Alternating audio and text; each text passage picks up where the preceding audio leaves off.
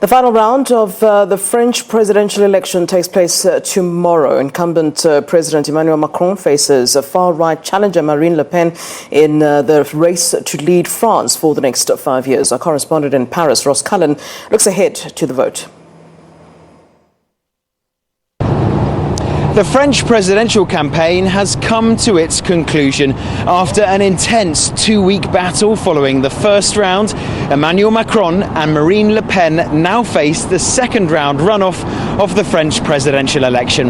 They've been campaigning up and down the country, from here in Paris to small towns in the French countryside, debating purchasing power and the wider economy, the environment and the war in Ukraine.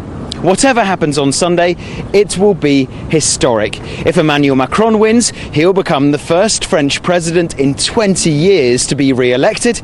If Marine Le Pen wins, well, she'll become the first female president in French history. Cullen for SABC News, Paris.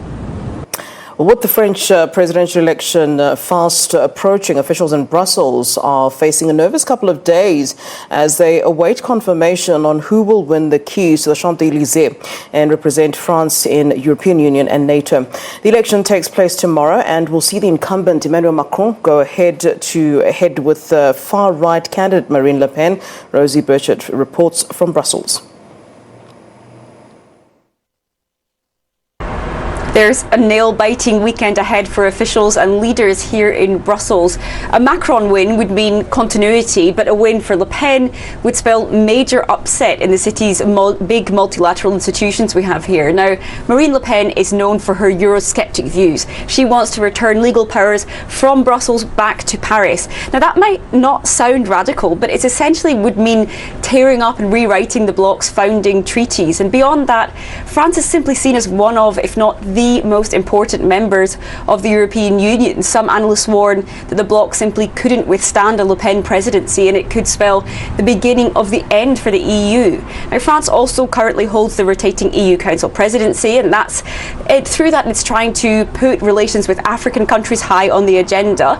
And were Le Pen to take over, we'd likely see a major rethink of those foreign policy priorities. Some of Le Pen's policies would also likely breach EU law. For example, it's hard to see how her plan to ban Muslim women from wearing headscarves would sit along EU anti-discrimination laws.